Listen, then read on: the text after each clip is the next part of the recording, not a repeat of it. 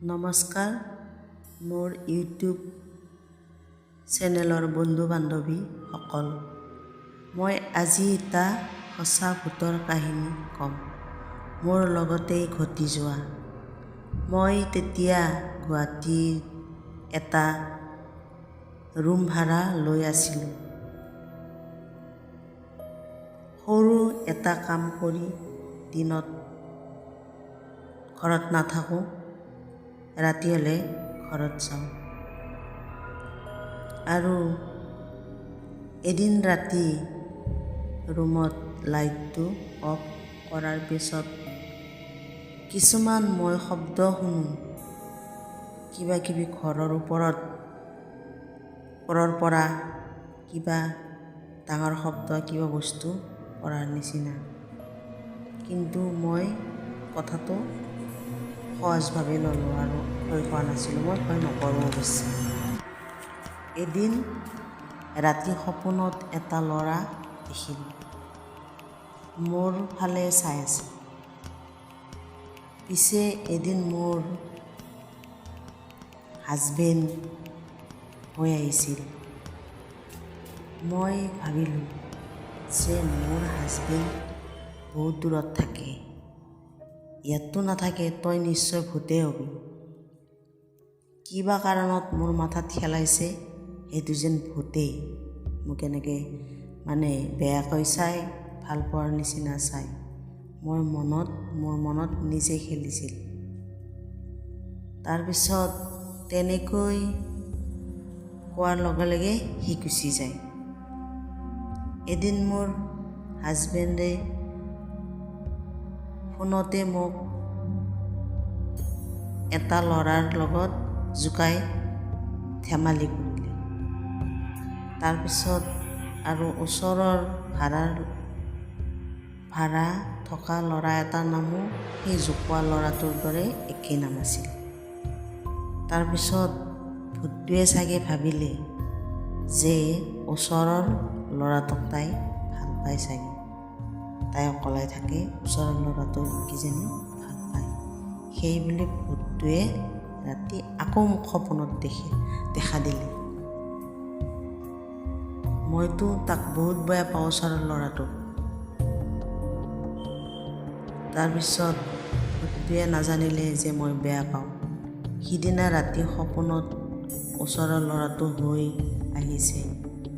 মোৰ হাতত ধৰি সি সাৱটি ল'ব খুজিলে। মাজৰ দৰজাখন নাই, কিন্তু সপোনত জানে মাজৰ দৰজাখন আছে।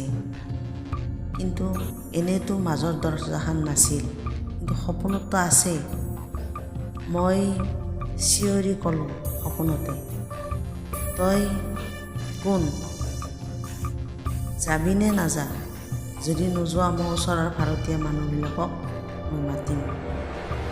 তাৰপিছত সি তেনেকৈ গুচি গ'ল। সিদিনাও সি মোৰ লগত একো পাত্তা নাপালে। ভূতটো আৰু এদিন মোৰ ল'ৰা হৈ যেন মোৰ গাখীৰ খাব আহিছে। মই ভাবিলোঁ মোৰতো কোনো গাখীৰ খোৱা ল'ৰা নাই, এই বুলি তই ভূতেই হয়, তই মোৰ ওচৰ চাপাৰ কাৰণে বহুত ঠাণ্ডা কৰিছা।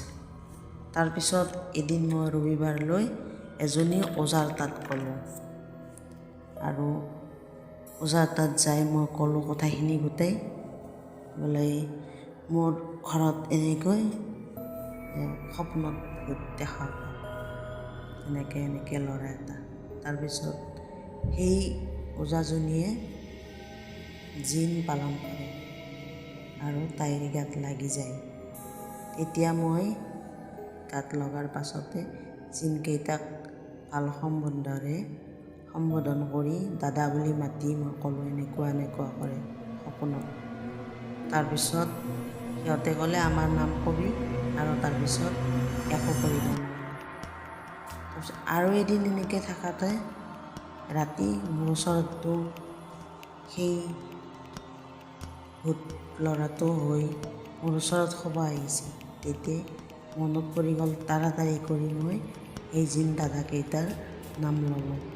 লোৱাৰ লগে লগে সিহঁতে যেন ওপৰৰে উৰি গ'ল তৎক্ষণাত।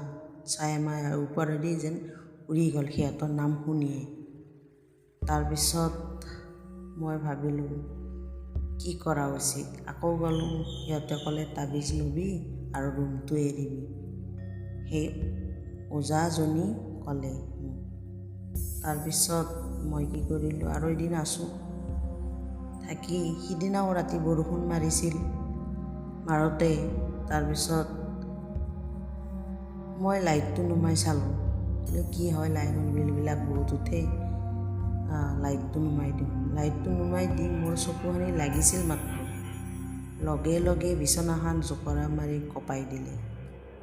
তাৰপিছত মই লাইটটো ফটককৈ জ্বলাই দিলোঁ। জ্বলাই দি চালোঁ যে একো নাই। তাৰপিছত বৰষুণৰ শব্দত ঘৰৰ ওপৰত এটা কোণাৰ পৰা তকলিয়াই আছে, ডাঙৰ ডাঙৰকৈ কিবা তকলিয়াই আছে, কিবা খোৱাৰ নিচিনা, মানে এনেকুৱা সঁচা ভূতৰ কাহিনী। মই এতিয়াই বুজিলোঁ যে মইতো ভয় নকৰোঁৱেই, আৰু ভয় কৰা মানুহবিলাকৰ কি অৱস্থা। অকলাই ছোৱালী আৰু বোৱাৰী থাকিলে ভূতেও যে লক্ষ্য কৰে এইটো কথা মই জানিলোঁ। তাৰপিছত কেইদিনমান পাছতে মই এটা বেলেগ কাম পালোঁ। বেলেগ কামটো কৰাৰ কাৰণে মই তাৰে ওচৰতে ৰুম ভাড়া এটা লৈ সেইটো ৰুম মই এৰি দিলোঁ আৰু তাবিজ চাবিজ ল'লোঁ, এনেকৈয়ে থাকিলোঁ। নহ'লে মই সেইটো ৰুমত বহুত মোক ভূতেই ডিষ্টাৰ্ব দিছিল। আজি সম্পূৰ্ণ ভূতৰ কাহিনী মই ক'লোঁ ইতিবাসীৰ একদম সঁচা কাহিনী।